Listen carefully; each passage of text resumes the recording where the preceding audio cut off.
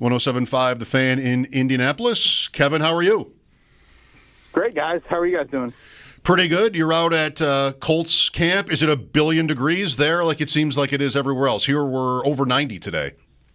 Indeed. Made me grateful for morning practice. Yes, 1 billion degrees, and I'm really glad they're not practicing right now. That's on the Kelvin scale, by the way. The billion? Billion, approximately. Kevin, I think you might have the most interesting, I always use the word battle, I apologize, training camp battle in the NFL with Daniel Jones and Anthony Richardson. Would that hold water for you, for me to say that? And so far, how's it going? Yeah, I mean, if you're a Colts fan, you might call it horrifying, not interesting, but I definitely understand where you're coming from on that. It's pretty rare, I think, today's NFL to get true quarterback battles. And, you know, even if you've got one, maybe it's like, oh, will the rookie start or will you let the veteran, you know, the 32-year-old, right, whatever, 35-year-old take it for a year? That's not this. This is two former top 10 picks and, you know, one that obviously didn't work out in a major market in Daniel Jones, and then obviously whatever Anthony Richardson's first 2 years, how you would describe him from, you know, the flashes of highlights to way too often not being available for his team, and then obviously some accuracy struggles when he has played. So, yeah, right now just a full split. Richardson a few more on the first day, Jones a few more today, and it sounds like that will be the plan of attack for the foreseeable future here, and we'll see how long into August they go. What kind of sense do you get as far as how the fans are approaching this? Are they watching like you would watch the Blair Witch Project, like with your hands over your eyes and just sort of peeking out? Because Richardson has been uneven, maybe to be kind, and Jones, I just don't know. I'd have a hard time getting behind either guy myself. How do you think the fans are looking at it? Yeah, I'd say reluctantly behind Richardson. You know, it's kind of funny. We had a listener reach out and say, I'm ready to see Daniel Jones the other day. And so I was like, all right, this would be a good time for a little Twitter poll. And so we put it out to our show audience. And I think over 80% said they'd rather see Richardson start. He has yet to have a healthy offseason in his NFL career. And, you know, he's had about as close to one as you could have hoped for. So, you know, again, do you give this guy who was labeled the project of all first-round projects a chance after the healthy offseason? You know, I can certainly hear that. Let's say Daniel Jones creates a little bit more of a, hey, we're dropped in the ocean, at least we're staying afloat mindset at quarterback. Well, I mean, this team has done that with Gardner Minshew. They've done it with Carson Wentz. Jacoby Brissett, they did. I mean, they've done the 7, 8, 9 win song and dance, and it's gotten them nowhere. So, honestly, I think some are like, you know what, at least Richardson's more entertaining, and if it really bombs, well, maybe we'll get another Manning here. Right. Do you have a sense of how much of a factor his tapping out of that game last year is in all of this? Because whenever we talk about him, and this even came up on our show yesterday before we even knew you were going to be on with us today, Kevin, that to me, if that's the tip of the iceberg on things that he might not know or understand about being an NFL quarterback or just a football quarterback, period, then I could understand why a coaching staff would be reluctant if, like, the team is looking at him going, what did he just say? What does he not know? What are we doing here? I could understand a team being reluctant to put him back in a spot where, you know, they're all counting on him. Yeah, in asking that question, you said something to the effect there in the middle of, like, you know, he doesn't get it or something along those lines. Yeah. He didn't understand, I guess, what tapping out truly meant. And I think that probably summarizes the Richardson experience of, like, I mean, this is not a malicious kid. This is not a bad kid. Right. Hell, he was the last one to leave the field the last 2 days signing autographs. Like, I mean, this is not somebody that is out there that just doesn't want to be there. I just don't think, unlike Bryce Young, unlike Caleb Williams, unlike Arch Manning, he didn't grow up in this quarterback culture. I mean, this was not the Elite 11 tours and the 5-star can't-miss kid that started as a freshman in high school. Like, none of that. It was even a project of Florida, and, you know, he only had, 13 starts there. So I just think it's just a naive nature to understanding it. And, you know, when they say, hey, show up at 8 o'clock, he walks in the door at 7:59. Well, it's like, okay, I mean, thank you, but, like, you know, we would like just a little bit more urgency out of you. And I think at times you see that in his play as well. You're not late, but you're late. Right. Interesting. Kevin Bowen, our guest on the Colts here. I mean, I think you've kind of said it already. I think this is a classic case where the fans' motives are one thing, and the person maybe making the decision would be the head coach or even the GM would be another. You know, we have this with the Giants too, I'd say, where like they've got to win to stay on, but what's in the best interest of the team? Richardson, see that through, and there's no way you could say they've done that yet. But, you know, what good is that to Shane Steichen if he wins 4 games, you know? So I think this is one where people always say, Kevin, how the fans don't want owners involved in, quote, football decisions, but they should sometimes because the owner is the person who has the same perspective as we do. We're the ones that are going to stay, and these coaches are going to be 3 teams away maybe by the time the Colts win or the Bills win, what have you. So I don't know. I think Richards should be pretty obviously the call. Richardson should pretty obviously be the call here, but the coaches' incentives are different than the organization sometimes or the fans. Yeah, it's just an odd time, frankly, to be a Colts fan. And I get, I'm speaking in a Colts mindset. I get that a lot of NFL franchises have gone through this, but you got to go back 30, maybe even more years to the last time they've had real pillar questions. And when I say pillar, I mean quarterback, I mean GM, and I mean head coach. All 3 of them could be gone next year, and that's rare for this franchise. And the GM is Chris Ballard. I mean, 9 years as the GM. It's the worst division in the AFC. They've never won it. They've won 1 playoff game in his time, and yet here he still is. And then Shane Steichen, hired. He's been a 500 head coach in his first 2 seasons. Is he tied at the hip with Ballard, even though there's 6 years difference in their hirings? I mean, they all were there when Richardson was drafted. So, again, are they all tied together? And then the unfortunate, Jim Irsay situation where now, his oldest daughter, Carly Irsay Gordon, will, be the lead voice. Well, we have no precedent with her on how she will handle things from an organization standpoint. So, yeah, it's just an odd time, frankly, to be a Colts fan. Do you think Richardson has a chance to win this job, like a real legit chance to win the job, or do you think kind of the fix is in? Yeah, I mean, I do. Shane Steichen uses the word consistent a whole lot. Well, the only thing consistent about Anthony Richardson has been his inconsistency, frankly.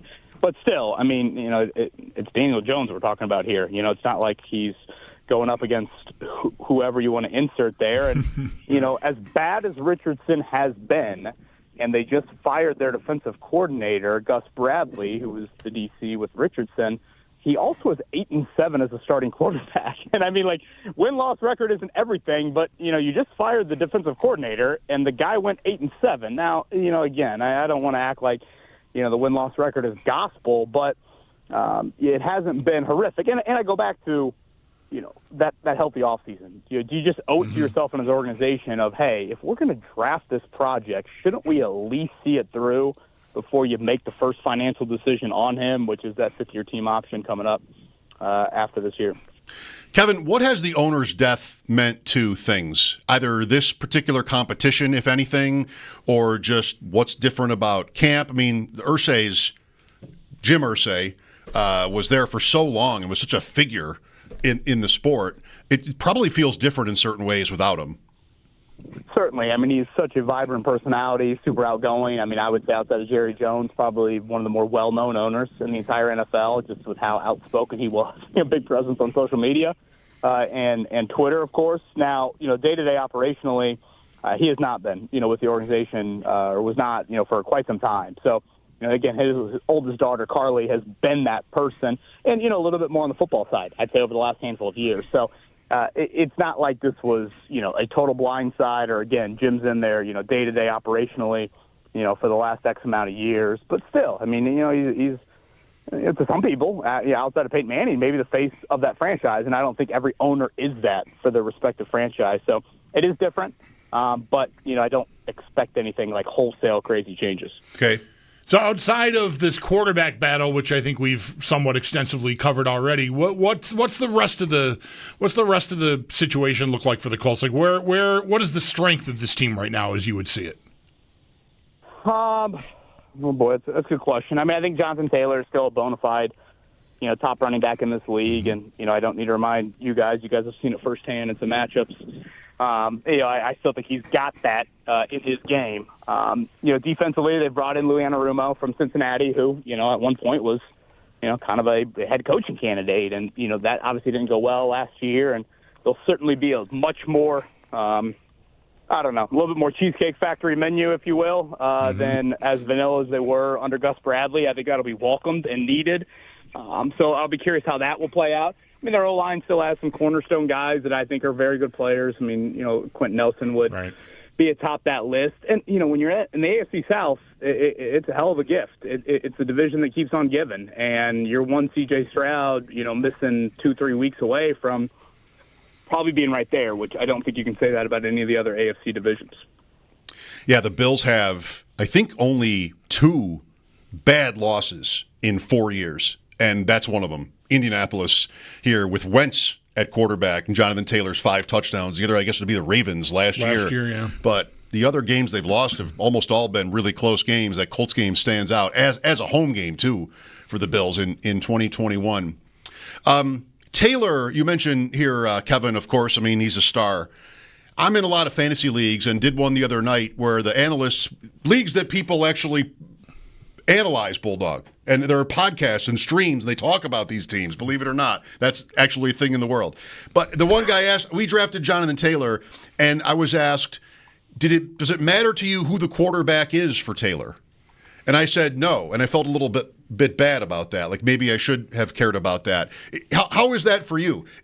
Is Taylor the beneficiary of a Daniel Jones offense more than he would be Richardson? I mean, Richardson will run for touchdowns. Jones is a runner too, though, not on the same level probably. Yeah, I'm always twofold with those questions because, like Richardson, yes, we'll take some touchdowns away from him, but you also will occupy a defender, which could turn 17 into 70 at times as well. And you point out very well, unlike these past years, Daniel Jones is much more of a competent runner than Joe Flacco was last year, or Gardner Minshew the year before. They drafted Tyler Warren, not to get like super nerdy in fantasy, but he did some pretty creative stuff at Penn State, and I think the Colts want to do that as well. So could that take away? But when you talk about first and second down runner, it's a short list in the league that Jonathan Taylor is on in terms of elite first and second down runner. Now he's not the third down guy. He's not a great pass catcher, which I know some people like that out of running back, but. I guess to answer the question, I don't think there's a huge difference. Richardson's got the bigger arm. Maybe that keeps the safety back, but I can see pros and cons to both. Good. I feel less bad about not answering the question the other night. Warren could be good for rushing touchdowns, right? You could see him in a role where they use him out of the backfield some, maybe? Hell, he might be the most accurate Colts quarterback. I think he was 3 of 6 in his final year at Penn State. But no, I mean, he was... for anybody that watched Penn State, I know we live in Big Ten country, so maybe it's a little bit different, but, he ran dudes over. And, was not just this, tush-push type of guy there. And, again, I think the Colts want to do that with him. So that's just another wrinkle in the short yardage package. That's one area the Colts should be very elite in. I mean, Richardson or Jones, Taylor, Warren, I mean, that's a lot that you could turn to in short yardage behind, Quentin Nelson and company. Right. The Colts have had all these tight ends. It's kind of been a joke how many just different guys they've had in the Mo Alley Cox era here, and he might still be there, I think. But yes, he is there. He is. Warren, we've had the Dalton Kincaid experience here, and when the Bills drafted Kincaid, he's sort of a tight end. He's called a tight end. Like, what's a good year? Because historically, rookie tight ends have not been good for very much, but then, he didn't even do that great, but he was up there among the most receptions for a rookie tight end. And then you had Laporta with his season the same year. Now Bowers. I don't know. I wonder if that's different a little bit because maybe you'll say different, Kevin. I kind of think that Tyler Warren should get the ball. And you've got, Downs and Pittman are pretty good at receivers. So there are weapons here. Yeah, I guess going back to the strength question you guys asked me, I do think this wideout room, while it might lack a guy, to play the fantasy game that you would take very early, Michael Pittman Jr. has been a nice wideout in this league. Alec Pierce led the NFL last year in yards per catch. That might surprise some people. And Josh Downs is your bona fide, slot ideal, again, 3rd and 6, put a foot in the ground and make a play, and then you throw Warren into the mix. And a lot of people are still high on A.D. Mitchell, their second-round pick out of Texas from last year, who had no issue getting open. It was more of an issue of catching it. So, yeah, they weirdly, they're high on their wideouts and their corners, which I don't disagree with. That they've struggled in the premium positions, but I think they do feel much better about that. And again, I can understand why. It's more of the guys throwing them the football. You mentioned they're high on the corners. How about the defense overall here? I mean, DeForest Buckner is a name that everybody knows in the middle of the defensive line there. What about the rest? Latu going into a second year off the edge. What have we got on defense? Well, again, coordinator change with Lou Anarumo coming over, so schematically they will definitely be different than what they were under Gus Bradley. You mentioned Latu. I mean, he was actually the first defensive pick in that draft. That was the draft that went all offense the first 14. I thought he kind of hit a rookie wall last year. So they have lacked the elite edge guy really since Robert Mathis. And when I say elite, I'm just talking like, 10-sack guy, not, Watt or Hendrickson or one of those. So, with Buckner occupying so much, you would think that would help guys out on the edge, get those one-on-one chances. But again, they just haven't found that. They have Kwity Paye on the opposite side, another former first-round pick going into a contract year. So, defensively, they've been a bottom third unit in scoring defense under Gus Bradley. And again, schematically, they're changing significantly. So I think there is some optimism there. I'm probably a little bit more in the prove-it camp. Probably the thing they did the most different this offseason was they spent big in free agency. They signed Charvarius Ward from the 49ers, former All-Pro corner, Cam Bynum from the Vikings, who's been a nice player as well. Rare for the Colts under Chris Bauer to spend like that. So their secondary needed help, and they've definitely tried to do that from a spending standpoint. Kevin, one more, the AFC South. I don't know about Houston. I mean, two-time winners, but the offensive line was so bad, and they seem to get rid of their best guys. So, all right. Talk about being in a prove-it camp. Here I am with Houston, and I'm always looking for a live underdog. I'd be open to, I don't know about Tennessee, actually, but I'd be open to the Colts and Jaguars taking it down. Is that crazy? No, I don't think it is. I mean, I'm not sure if there's a division in football where I don't know, maybe you could point to some others, but where one quarterback injury could change it so much. I mean, I just think if Stroud is healthy, I don't think the others are and healthy, and I should say his O-line looks at least halfway decent, then I think they win it. I mean, weirdly, they won the division last year with 3 weeks to go in the season, and their record wasn't even that good. Yeah. It's just they just haven't had a true challenge. I mean, the Colts challenged a couple of years ago, but, you're going to have to go and get Houston. And I get it. They've got questions, wide receiver and O-line, certainly. But, if Trevor Lawrence and Liam Cohen have something and, if the Colts can hang around, they don't play Houston until late in the year. That's maybe a nice thing. That could help them out, but it's definitely Houston's. And, the Colts haven't won it in a decade, and which is just a weird stat. Every other team in the South has won it twice since they last have won it. I don't think a lot of people would realize that. So, again, it's the easiest division in the AFC by far, but unless Stroud or the Texans are battling injuries, I still think it goes to Houston. Right. 2 years ago, primetime final game, Indianapolis 4th and 1, and Minshew to Tyler Goodson incomplete on 4th and 1 to end the season. Houston won the division right there. Kevin, thank you. Stay cool. You bet, guys. Always enjoy it. Appreciate it. Same here.